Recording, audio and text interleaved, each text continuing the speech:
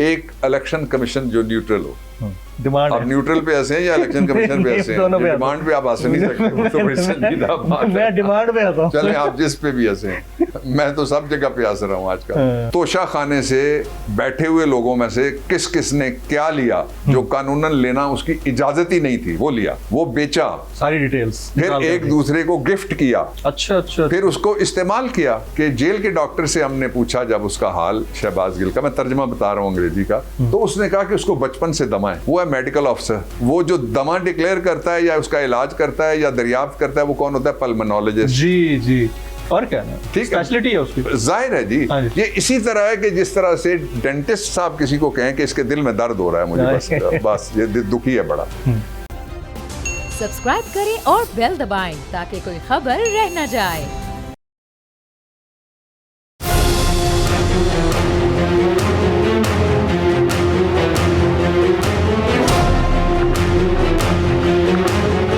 It's time for Jameel Farooqi on National Debate. Good evening, welcome to National Debate. मुल्क की सियासी सूरत हाल, मुल्क की सियासी मंजरनामा, क्या ये मंजरनामा बदल रहा है या सियासत आज सरे नौ कोई पैंतरा बदल रही है?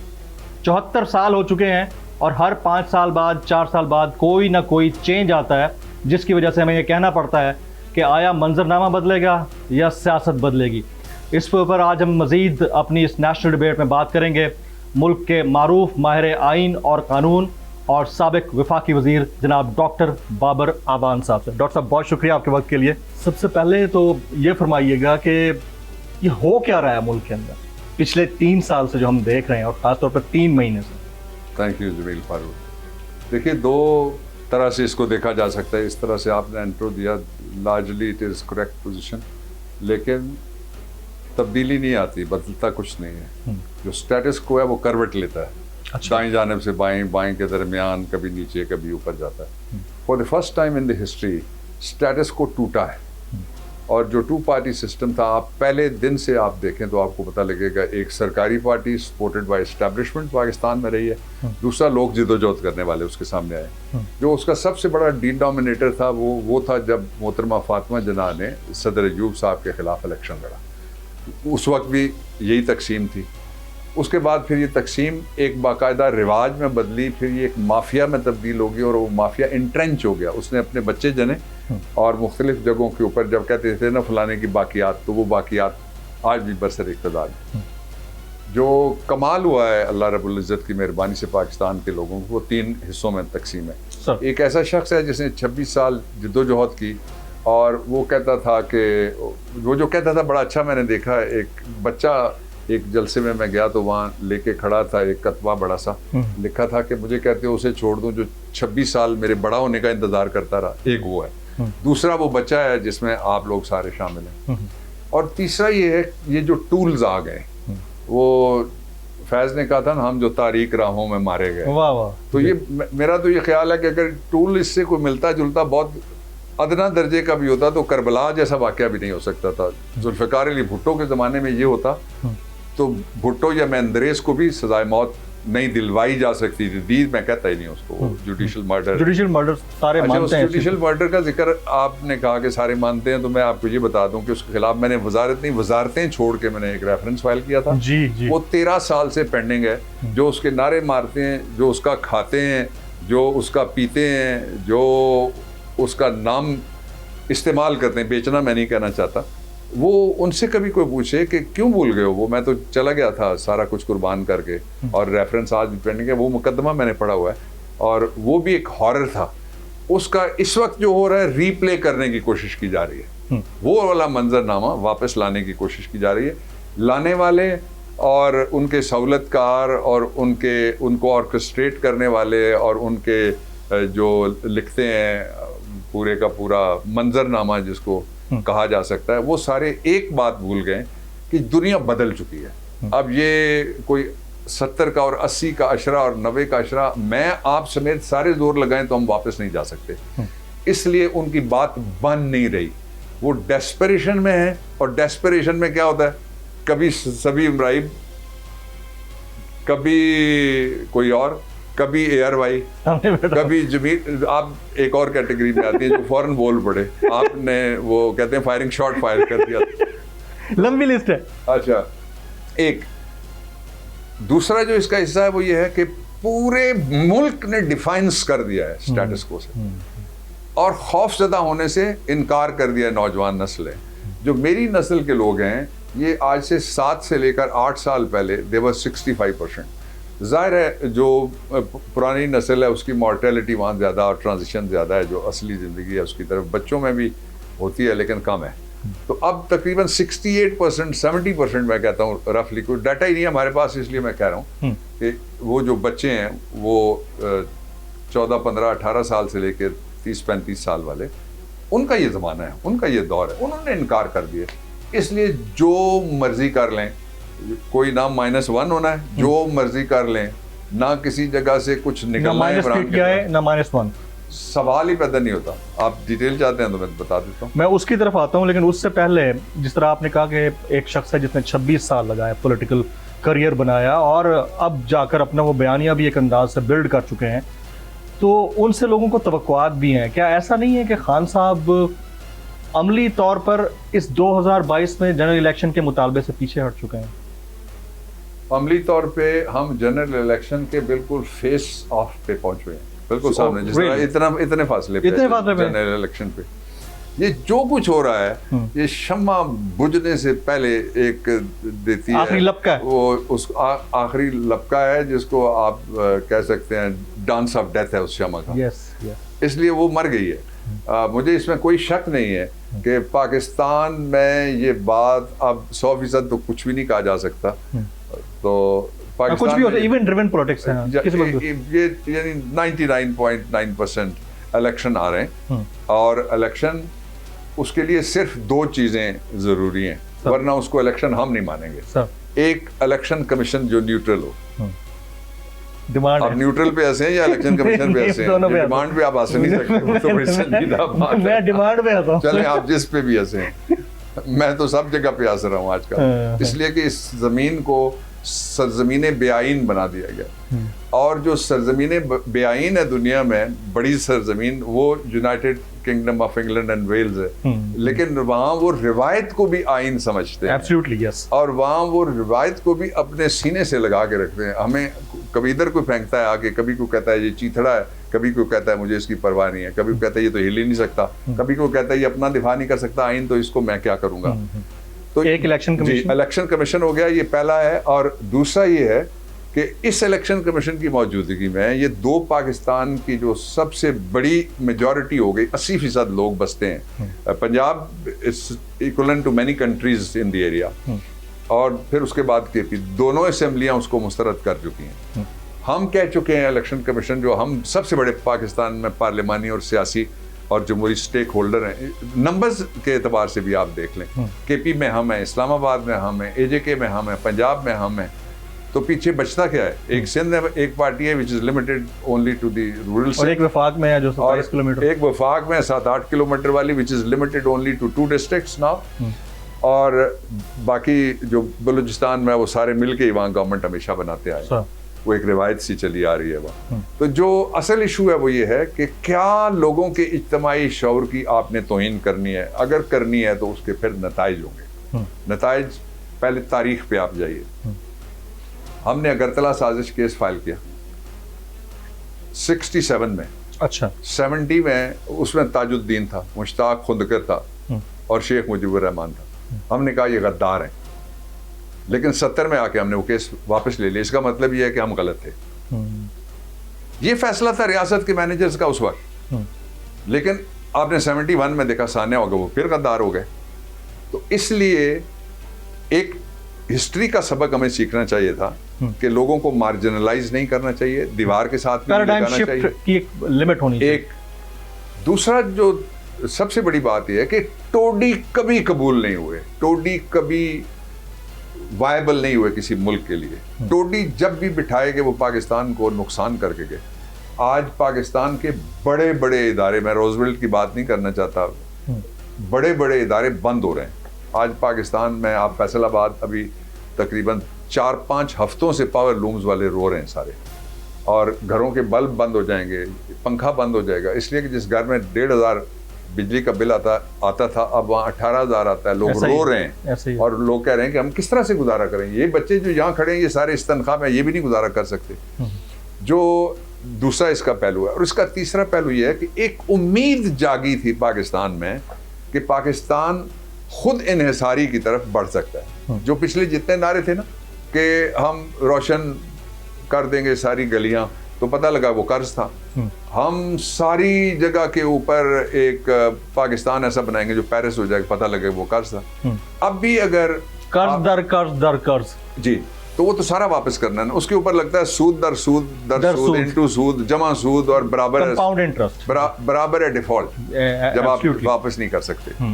तो जो सूद खोर होता है वो फर्द हो या इदारा हो या कोई मुल्क हो या कोई IMF हो या वर्ल्ड बैंक हो या एशियन डेवलपमेंट बैंक हो या किसी और ने दिए हुए हैं, तो वो जब पैसे वापस लेने आता है तो उसको ये परवाह तो नहीं होती कि इसकी गाय भैंस बिक रही है या कुछ और हो रहा है, या इसका वतन या इसकी जमीन बिक रही है या इसके घर वाले और उसकी ख्वातीन भी साथ और बच्चे भी बिक जाएंगे, उसको तो कोई परवाह नहीं होती।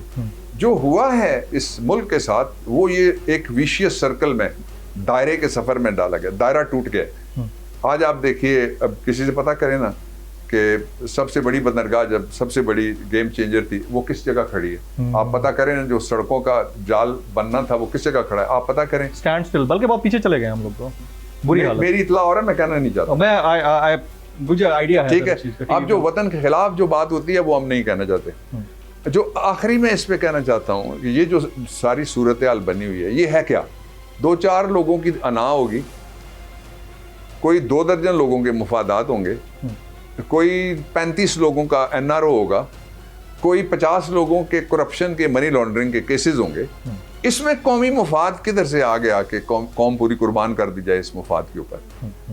और जो कह रहा है वो ये कह रहा है, इमरान क्या कह रहे हैं, वो ये कह रहा है जो कहने वाला है, वो एक तो वो ये कहता है कि मैं किसी का भी मुखालिफ नहीं हूँ, ना अंदरूने मुल्क किसी इदारे का मुखालिफ हो, ना बैरूने मुल्क किसी मुल्क का मुखालिफ हो।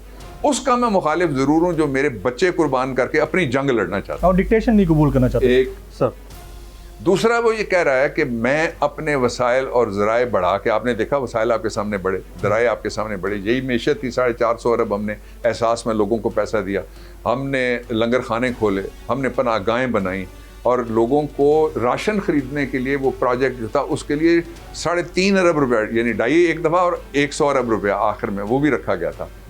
तो वो सारे पैसे कहाँ गए जी? ये जो कर्ज आता है ये किधर चला जाता है?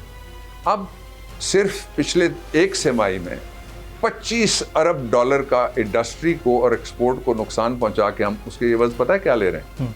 1.8 अरब रुपए का डॉलर का कर्जा IMF से, जिसके लिए उसने लकीरें नहीं हमारी नाक जख्मी कर दी है। इतने सजदे इन्होंने किए। इन दोनों पॉइंट्स के ऊपर अगर आप लोग फौरन आपको नहीं अमल दरामद करवाया जाता, और इलेक्शन जिस वक्त अब हम बैठे हैं मिड अगस्त है, मिड अगस्त में भी अनाउंस नहीं होते और आप लोग इस वक्त बाई इलेक्शन की तरफ जा रहे हैं जो कि 25 सितंबर को होने जा रहे हैं, तो ये एंडोर्समेंट नहीं है कि जनरल इलेक्शन का अनाउंसमेंट नहीं हो रहा लेकिन बाई इलेक्शन की तरफ जा रहे हैं, तो जनरल इलेक्शन फिर 2023 में चले जाएंगे। हमने उनका ब्लफ कॉल किया, हमने तो पकड़ लिया उनका फ्रॉड ये है कि हम सब ने इस्तीफा दिया हुआ है, असेंबली पूरी में से पाकिस्तान तहरीक इंसाफ ने इस्तीफा दे दिया।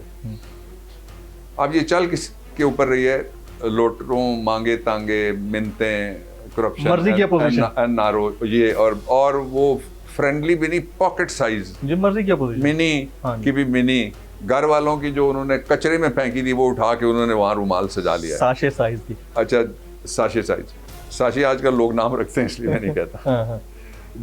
जो इशू है वो ये है, 2 इशू है। पहला इशू ये है कि अभी हमने आखिरी पत्ता अपना शो नहीं किया, ठीक, उस पे अगर हमें फोर्स किया गया तो वो शो करेंगे, और आखिरी पत्ते के बाद क्या है वैसे भाई, तो थोड़ा हिंट तो दें जी। आखिरी पत्ता है। चलिए आखिरी से पहले वाले पत्ते की तरफ आ जाएं। देखें खान साहब, 9 कॉन्स्टिट्यूंसी से अभी तो 8 का तो हो गया उनका, नवी का मुझे नहीं पता वो हुआ या नहीं हुआ, 8 का तो हो गया, उसमें तो खड़े हो रहे हैं, तो ये तो एंडोर्समेंट है इटसेल्फ कि बाई इलेक्शन की तरफ जा रहे हैं और जनरल इलेक्शन जब भी हो देखे जाएंगे। इलेक्शन नहीं है, बेसिकली उन्होंने ब्लफ ये किया था कि हम वहाँ से एक बंदे को इम्तिहान में डालेंगे और फिर वो आएंगे। देखिए मैं 2 आपको हिंट दे देता हूँ सर। हिंट देता हूँ। सर। पहला हिंट ये है कि नवाज शरीफ साहब की बेगम इलेक्ट हुई जिमनी इलेक्शन, जी जी जी जी, उन्होंने हल्फ उठाया था, वो असेंबली में आई थी, आई रिमेम्बर, यस। उनके खिलाफ कोई कार्रवाई हुई थी? Answer is no. एक हिंट ये है। जी, दूसरी है समदी 125 ऐलान कर चुका है मैं वापस आ रहा हूँ, का हेल्प नहीं लिया उन्होंने भी। जी, कोई कार्रवाई हुई? सीट गई, हल्फ लिया, नहीं कुछ भी नहीं हुआ। सेनेट में आए, वापसी हुई, नो। और एक और खातून है, वो दुनिया में नहीं रही, वो भी इनके बहुत ही करीब रिश्ते में से है, शाहू साहब शरीफ, इसलिए मैं उस तरफ नहीं जाना चाहता, लेकिन ये और भी मिसालें मौजूद हैं।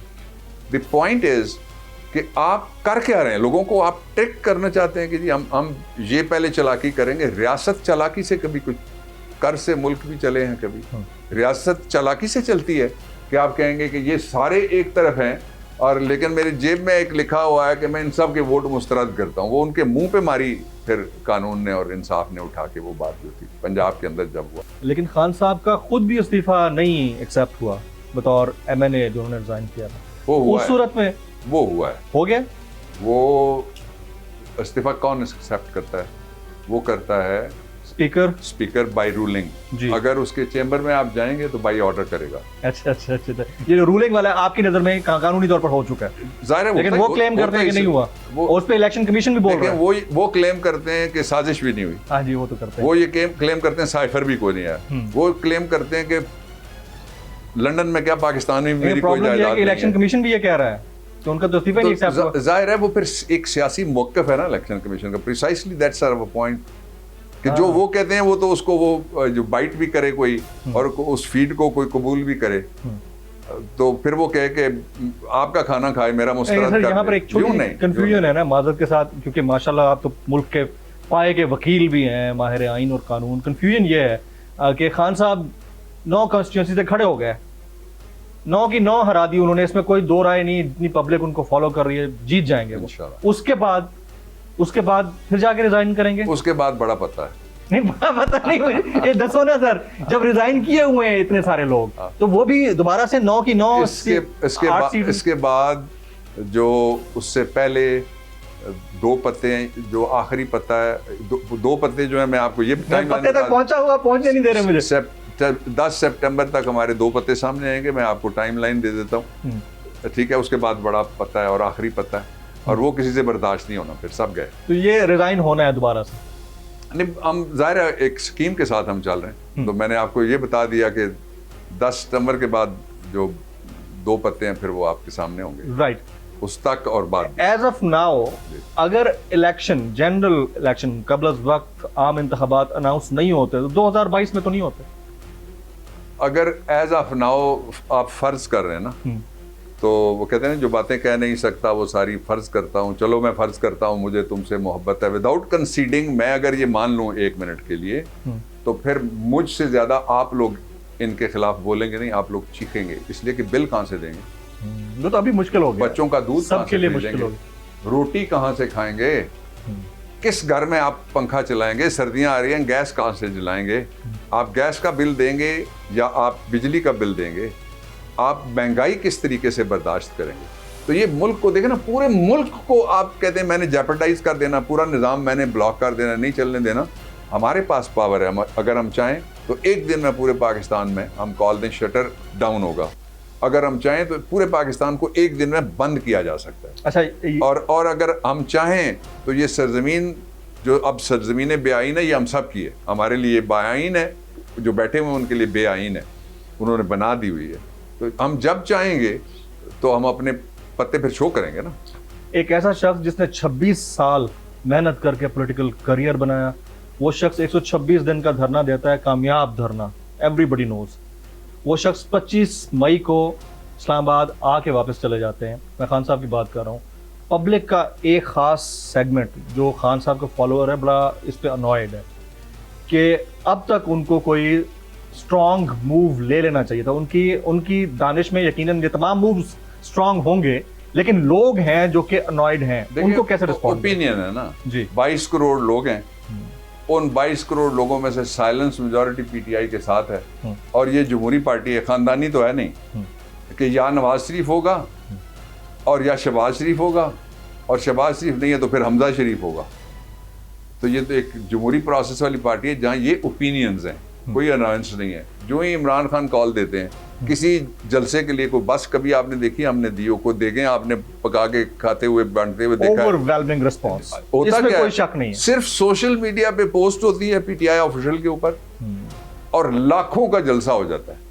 देखिए हमारे पास 2 दिन भी हम कंपेन नहीं कर सके और 2 दिन भी हम अपने बैनर लाहौर में नहीं लगा सके, और बड़ा इतने crowd था। इश्यूज थे। इसमें तो कोई शक नहीं है। तो इसलिए लोग गुस्से में हैं, अंदर किसी पे गुस्सा नहीं है उनको जो बाहर की इम्पोर्टेड रिजीम के जरिए से टोडी बैठे हुए हैं और उनके जो सहूलतकार थे, जो जिन्होंने उनको अनेबल किया, पहले उनको साइफर दिया, फिर उनको डिक्टेशन दी, फिर डिक्टेशन मानी गई और फिर ये सारा काम हुआ, उन पे लोग बड़े सख्त नाराज नहीं हैं, तपे हुए हैं। इन शक्लों की जगह कोई और शक्लें होती तो एक्सेप्टेबल थी, आपको लगता है?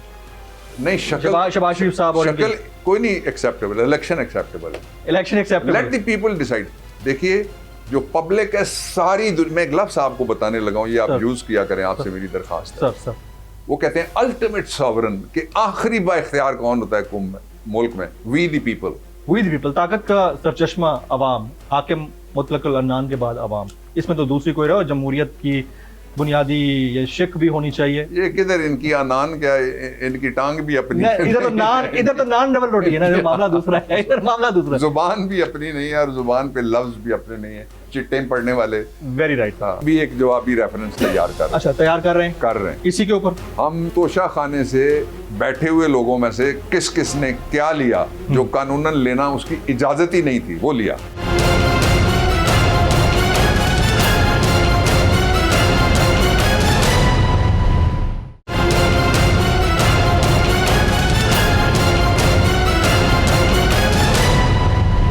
Welcome back. आज की इस 1-on-1 नेशनल डिबेट में डॉक्टर बाबर अवान साहब हमारे साथ मौजूद हैं। डॉक्टर साहब, ब्रेक से पहले मैं सवाल छोड़ के गया था, नाअहली की तलवार लटकी हुई है खान साहब, और खान साहब इसका तज़किरा भी कर चुके हैं। ये कितना कानूनी और आईनी तौर पर पॉसिबल है, कितनी पॉसिबिलिटी है? पहले तो मैं जो समझता हूँ तलवार किस किस पे लटकी हुई है वो मैं बता देता हूँ। पहली तलवार नवाज शरीफ पे लटकी हुई है, इसलिए कि यहाँ उसके लोग ऐलान कर रहे हैं, 2.5 साल हो गए वो ऐलान कर रहे हैं कि आ रहा है और वो नहीं आता।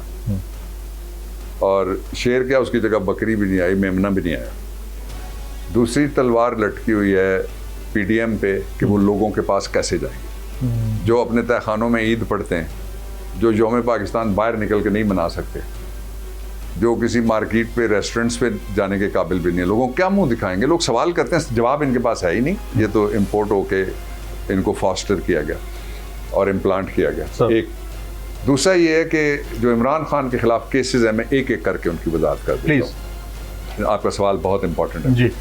पहला केस ये है कि एक आया है रेफरेंस तोशा खाने, और वो ये रेफरेंस ये है कि तोशा खाने में इन्होंने डिक्लेरेशन नहीं दी। उसमें 2 बातें इब्तदाई में कहता, ये बिल्कुल झूठ है, डिक्लेरेशन दिया हुआ। अच्छा।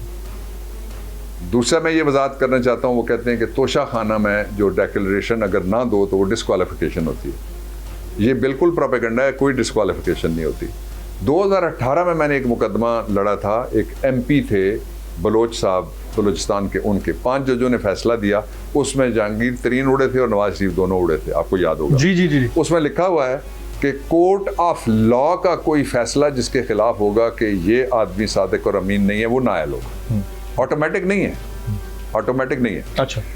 Court of law. अब 16 का जजमेंट है और 20 का जजमेंट है सुप्रीम कोर्ट ऑफ पाकिस्तान का कि इलेक्शन कमीशन ना कोर्ट है ना ही किसी लॉ के नीचे ये ट्रिब्यूनल है, वो एक सिर्फ कमीशन है जिसका काम है to organise fair and free election and to conduct fair and free election in accordance with law.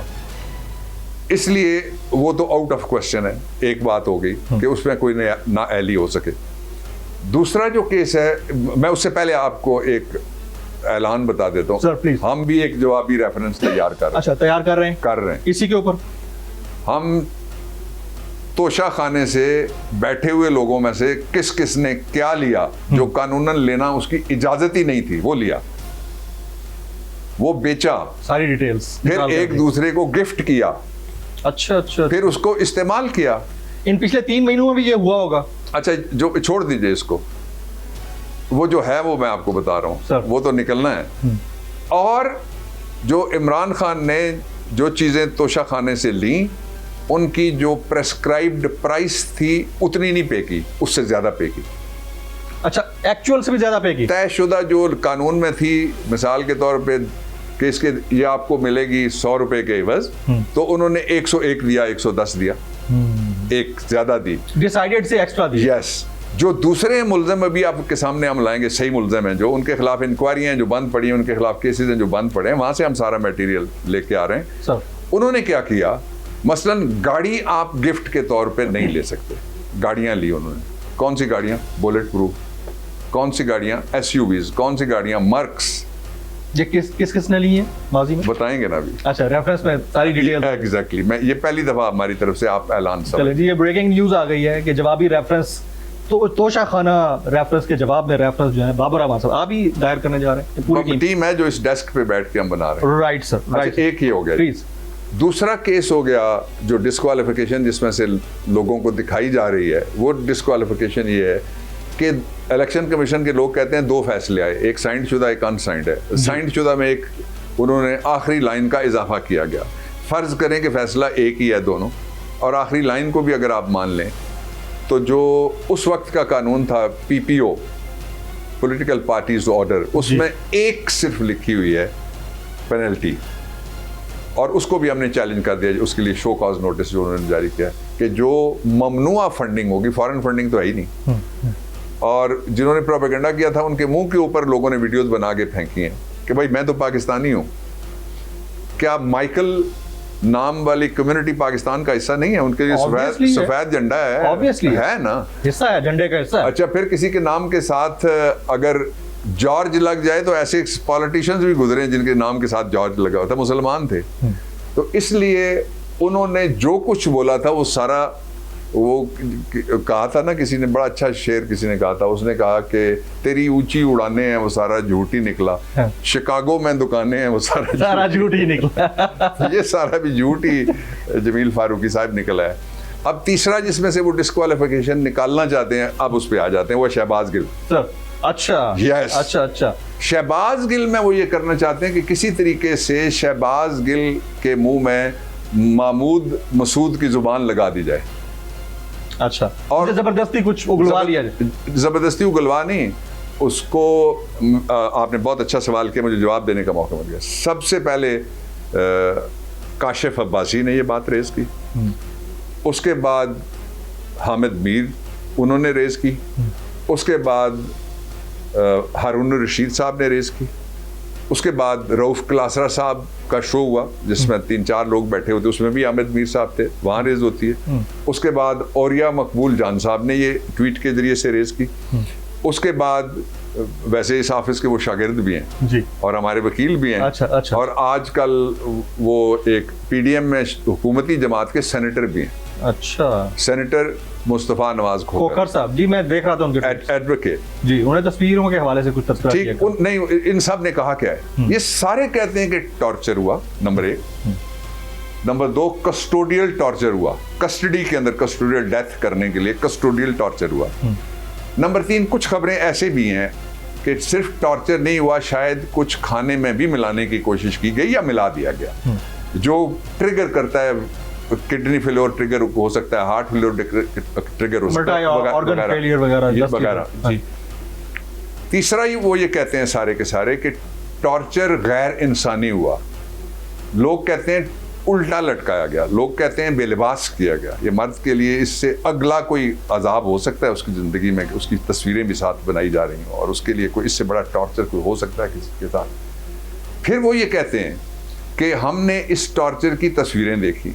फिर वो ये कहते हैं कि हम वो लोकेल जिस जगह पे टॉर्चर किया गया सर, टारगेटेड, वो हम बता नहीं सकते। कता कलामी की माज़रत, ये बिल्कुल आप दुरुस्त फरमा रहे हैं, तमाम एंकर्स भी बोल रहे हैं, ट्वीट्स भी उनके आ रहे हैं, लेकिन आपके जो पंजाब के वज़ीर दाखिला हैं, ये बात अगर उन तक भी पहुंच जाए और वो भी देख लें और वो ऐसा बयान ना दें कि उनके ऊपर कोई तशद्दुद नहीं हुआ, तो बड़ा आपकी अच्छा बात पहुंच गई। उन्होंने क्या कहा था, he should explain it clearly, और उन्होंने कहा गालिबन जो उसका मतलब होता था कि जेल में शायद उन्होंने कहा नहीं हुआ या खैरियत से, मुझे नहीं पता क्या एग्जैक्टली कहा उन्होंने, लेकिन ये जो हुआ वो सारे के सारे, और पीटीआई का मौक़िफ़ है ना, एक किसी बंदे की बात नहीं है। पीटीआई का मौक़िफ़ इमरान खान साहब के ज़रिए से आएगा, उनके वकील के ज़रिए से आ रहा है। मैं उस मौक़िफ़ पे प्लीज़ पूरी वजाहत दे रहा हूँ आपको, और पहली बार ये सारी हम वजाहत दे रहे हैं। जी। इसका मकसद क्या है? अभी जो एक पिटीशन थी असद उमर साहब की, हमने उस पर कल आर्ग्यूमेंट्स किए जी। तो जो उस पिटीशन में हमने मांगा क्या? पहला तो हमने ये मांगा, 3 हिस्से हैं उसके पिटीशन के। पहला ये मांगा कि राइट टू लाइफ, जिंदा रहने का हक, आइन का आर्टिकल 4 है, 9 है, वो देता है।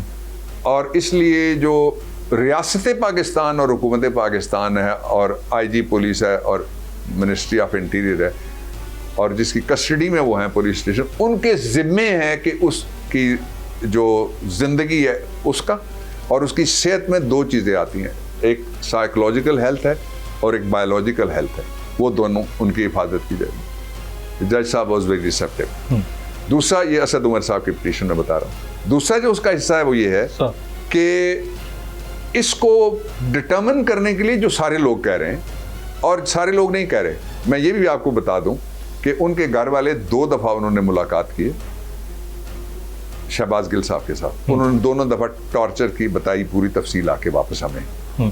अच्छा। वो जो नन्ही कली आयत उसके घर में गया, वहाँ उनके घर वालों ने किस तरह से उनके घर को किस तरह तोड़ के दरवाजे अंदर गए थे, और वो जहाँ पकड़ी गई 10 माह की बच्ची, और उसको पहले थाने में बंद किया गया, रात थाने में रखा गया।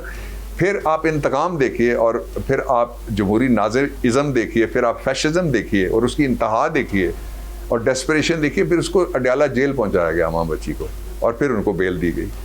हालांकि लॉ में लिखा हुआ है कि उनको नहीं भेजा जा सकता, लेकिन हो गया जो होना था। जी हाँ, लॉ वो है जो हमारे यहाँ मोम की नाक है, और कहते हैं कि अमीर के घर की लौंडी है और गरीब के छत की चिड़िया है जो उसके कभी हाथ नहीं आती, अनफॉर्चुनेटली। नवाज शरीफ के वापस आने के 2 रास्ते हैं, उसके अलावा नहीं। उनके एक वजीर ने कहा कि पहले कानून बनेगा, फिर अदालत उनको इजाज़त देगी, वो तो रास्ता होने वाला नहीं है। दूसरा रास्ता जो है वो सीधा जाता है चौंतरा।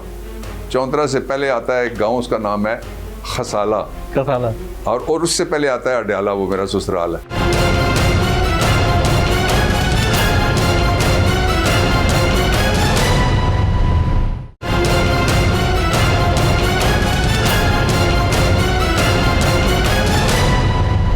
Welcome back. आज की इस 1-on-1 नेशनल डिबेट में डॉक्टर बाबर अवान साहब हमारे साथ मौजूद हैं। आप 4 सूबों से डॉक्टर्स लगाएं, इंडिपेंडेंट डॉक्टर्स लगाएं, हम उसकी कॉस्ट पे करने के लिए तैयार हैं। इंडिपेंडेंट मेडिकल बोर्ड एग्जामिन करें। हमने क्यों कहा? मुझे जज साहब ने सवाल किया क्यों, मैंने उनको ये जवाब दिया कि कल एक हेयरिंग हुई है इसी अदालत में, यानी इस्लामाबाद हाई कोर्ट के फाजिल एक्टिंग चीफ जस्टिस साहब के, वहाँ एक पैरा मैंने पढ़ के सुना है, पैरा नंबर 8 है ऑर्डर का, आपकी इत्तला के लिए। अक्सर लोग तो पढ़े बगैर ही आजकल जजमेंट्स दे रहे होते हैं, अच्छा है कुछ लोग बाकी हैं पढ़ते भी हैं। Sir please. तो उसमें लिखा हुआ है कि जेल के डॉक्टर से हमने पूछा जब उसका हाल शहबाज गिल का, मैं तर्जमा बता रहा हूँ अंग्रेजी का, तो उसने कहा कि उसको बचपन से दमा है। वो है मेडिकल ऑफिसर, वो जो दमा डिक्लेयर करता है या उसका इलाज करता है या दरियाफ्त करता है, वो कौन होता है? पल्मोनोलॉजिस्ट। जी जी, और क्या है, ठीक है, स्पेशलिटी है उसकी। जाहिर है जी, ये इसी तरह है कि जिस तरह से डेंटिस्ट साहब किसी को कहें कि इसके दिल में दर्द हो रहा है मुझे, बस ये दुखी है बड़ा।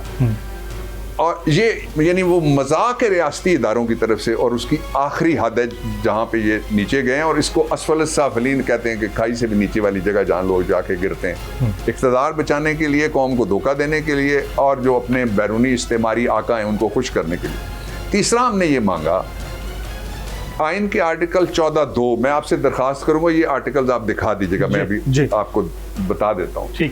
14(2) में लिखा हुआ है कि किसी को तशद्दुद के जरिए से एविडेंस देने पे मजबूर नहीं किया जा सकता। एविडेंस क्या है? इकबाली बयान एविडेंस है ना। जी जी, किसी के खिलाफ बयान एविडेंस है, बिल्कुल ठीक है, नहीं मजबूर किया जा सकता। इस पे भी कोर्ट बड़ी रिसेप्टिव थी। ये हमने 3 चीजें उस असद उमर साहब वाली रिट पिटीशन में हमने मांगी हैं। ठीक। इस वक्त जो सूरत हाल है एज वी टॉक टुडे, वो सूरत हाल ये है कि ये सारी कोशिश करने के बावजूद भी वो ब्रेक नहीं कर सके शहबाज गिल साहब को। लेकिन इंसान है, इसलिए इंसान की सबसे जो पहली चीज बंदा मांगता है जिंदगी के बाद मांगता है, वो इज्जत मांगता है। और इज्जत के तहफ़्फ़ुज़ के लिए 14(1) है। और उस पर जजमेंट से मैंने जो वहाँ पे भी बताई हियरिंग के दौरान भी सुप्रीम कोर्ट की, कि लोग जब बच्चा को ब्रूटलाइज होता है या औरत किसी के ऊपर दस्त दराजी होती है शदीद किस्म की, जो वो जराइम जिनका नाम भी लेना मुनासिब नहीं है होता है जी। तो उस वक्त लोग मुतालबा करते हैं और जायज़ फीलिंग के मुताबिक मुतालबा करते हैं कि इसको खंबे पे लटकाओ, इसको ओपन सजा दो, इसकी पब्लिक एक्सिक्यूशन करो। अदालतें कहती हैं आइन में लिखा हुआ हम नहीं कर सकते। Dignity of man. गद्दारी के मुल्ज़िम भी इस मुल्क में रहे ना, जिन पे पर्चे हुए, जिन पे मुकदमे हुए, कभी किसी को मारा गया? अलाउ ही नहीं। बिल्कुल। लेकिन खान साहब की जान को खतरा है शदीद। और वो उसके लिए प्रोटेक्टिव मेजर्स क्या कर रहे हैं आजकल? अल्लाह के करम के बाद जो पीटीआई के बस में कर रहे हैं, जो स्टेट की तरफ से हुआ है, नॉमिनल है और ख़तरा मुसलसल भी है, शदीद के तरफ मुसलसल है। और खान साहब अब सिर्फ जलसों को ही मूव का हिस्सा समझते हैं, कोई उनका प्लान नहीं है नेक्स्ट इनकमिंग फ्यूचर के वो कोई धरना देंगे या जिस तरह आप कह रहे हैं कि सब करेंगे, all inclusive, all inclusive. But how to bell the cat? ज्यादा बिल्लियां भाग गई हैं। बिल्लियां भाग गई हैं, लेकिन सबसे ज्यादा एरिया पे हुकूमत आप लोगों की है। आपस में लड़ रही हैं बिल्लियां, कुछ बिल्लियां भाग गई हैं। सर, अगर इलेक्ट्रॉनिक वोटिंग मशीन के ऊपर मामलात तय नहीं होते, इलेक्शन कमिश्नर कंसेंसस के साथ दोबारा से नहीं आते, चीफ इलेक्शन कमिश्नर, फिर भी आप लोग इलेक्शन में जाना मैं एक पॉसिबिलिटी आपको बताऊं सर? ये दोनों काम ऑर्डिनेंस के जरिए लॉ अमेंड के भी करके भी हो सकते हैं। जो ईवीएम वाले सर, भी, वो तो बहुत कुछ सकता है। अच्छा सुनिए ना, कब हो सकते हैं? कब? इम्पोर्टेड जाते हैं जो इंटरम गवर्नमेंट, उसके ज़माने में ऑर्डिनेंस सदर साहब जारी कर सकते हैं। क्यों नहीं हो सकते? रास्ता तो है इस रियासत के पास। रास्ते बंद किए जा रहे हैं, उसमें ख़राब ट्रक खड़े किए जा रहे हैं, उसमें मट्टी जारी जा रही है, उसमें खंदकें खोदी जा रही हैं, उसमें गंद फैलाया जा रहा है, ताकि ये रियासत किसी कीमत के ऊपर अपना सर उठा के ना चलने के काबिल हो जाए किसी वक्त। जिसने भी ये तजर्बा इस तरह का किया है, तारीख में उसको जिस नाम से पुकारा जाता है, उसके घर वाले सुनने पे शर्मिंदा है। ना करें। नवाज शरीफ साहब वापस आ सकते हैं, लग रहा है? देखिए, नवाज शरीफ के वापस आने के, नवाज शरीफ मुलाजमों की बात में नहीं करता, जो ओनर है उसकी बात कर लेते। जो नवाज शरीफ के वापस आने के दो रास्ते हैं, उसके अलावा नहीं। एक तो वो वापस आ सकते हैं सर, उनके एक वजीर ने कहा कि पहले कानून बनेगा, फिर अदालत उनको इजाज़त देगी। वो तो रास्ता होने वाला नहीं है। दूसरा रास्ता जो है वो सीधा जाता है चौंतरा। चौंतरा से पहले आता है एक गांव, उसका नाम है खसाला, और उससे पहले आता है अडयाला, वो मेरा ससुराल है। अच्छा, वहाँ जाएंगे नवाज। हुकूमत इनकी है ना, मसला सारा ये है। वहाँ नहीं है। अच्छा, वहाँ नहीं है? वहाँ नहीं। वो तो उसे तो ले जाओगे, पंजाब हुकूमत तो आपकी है ना, इसमें तो कोई शक नहीं। अच्छा सर, खान साहब का एक जुमला, बंद कमरों के फैसले अच्छे नहीं होते, अभी भी वक्त है पॉलिसियां बदल लें। 2018 से पहले भी बंद कमरों में फैसले हुए थे या नहीं हुए थे? बंद कमरों के फैसलों का बहुत रिवाज है, लेकिन 2013 और 2018 में, 2013 में 42 पॉइंट लिख के जी, जो नासरुल मुल्क साहब की जजमेंट है, उसमें उन्होंने कहा कि इलेक्शन रिग हुआ है, लेकिन कहा कि सिस्टमेटिक नहीं हुआ। मुझे नहीं समझ आई सिस्टमेटिक से क्या मुराद थी, लेकिन उन्होंने कहा कि ख़ास तौर पे पंजाब में रिज़ल्ट में रद्दोबदल भी हुआ, रिज़ल्ट छुपाया भी गया, और जायद अज नंबर, यानी जिस हल्के के फ़र्ज़ करें वोट हैं 1 लाख, उसमें 1,02,000 या 1,000 फालतू छापना, 5,000 तक भी फालतू छापना तो समझ आती है ना। अगर उसमें 4 लाख आप छाप दें जो बैलेट पेपर हैं, तो फिर तो आप ठप्पे लगाएंगे ना, उनमें से किसी को पहुंचाएंगे ना, फिर स्टफिंग करवाएंगे आप वो। और वो इतनी बड़ी लहर थी 13 की, वो भी इलेक्शन हमारा था, 18 का भी था, जेन्युइन इलेक्शन था, और इसीलिए मैं मार्जिनलाइज किए गए। मैं एक बात कह देता हूँ, ये इमरान खान साहब ने, हमने बैठ के एग्जामिन किया सर एक छोटे ग्रुप में, 40 के करीब सीटों पे हमें मोस्टली इन पंजाब हमें हराया गया। यस, इतना बड़ा तूफान था। अलवी साहब ने बोला था कि नहीं ऐसा नहीं कुछ हुआ था। अच्छा नहीं, इतना बड़ा तूफान था, देखिए, मैं इंडिविजुअल स्टेटमेंट्स किसी ने क्या कही, उसका रेफरेंस क्या था, मैं उस पर कमेंट नहीं कर सकता। सर। मैं तो आपको बता रहा हूँ सुप्रीम कोर्ट ने जो कहा है सीधा सीधा। मसलन वो जो 4 सीटें खोलने के लिए इमरान कह रहे थे ना, उनमें से 3 में तो मैं वकील बना बाद में। सिर्फ एक मैं आपको बताता हूँ उसमें से सीट, जो सीट थी यूडी वाली, उस्मान डार वाली, उस्मान डार साहब जी, उस पे 92,000 वोटों की शनाख्त ही नहीं हो सकती थी। ये जजमेंट में लिखा हुआ है। 40 लाख मुर्दे, 92,000 वोट्स, ये भी पाकिस्तान का सिस्टम है।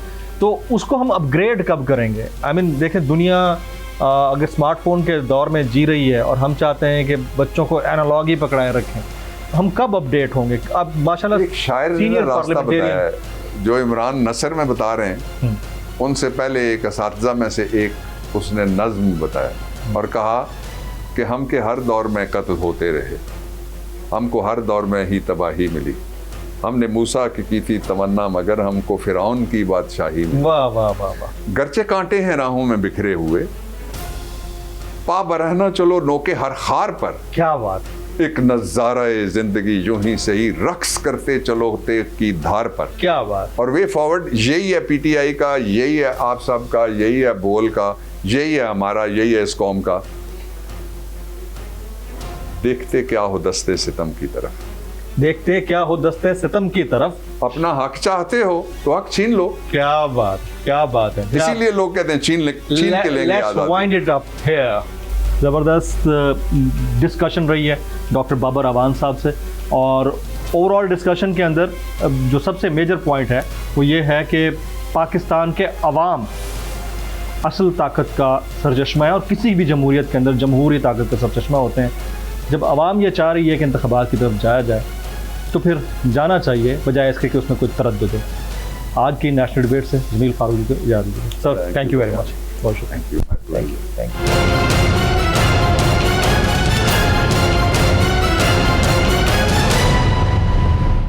मैं हूं जैस्मीन मंजूर और आप मुझे देखेंगे सिर्फ बोल पर।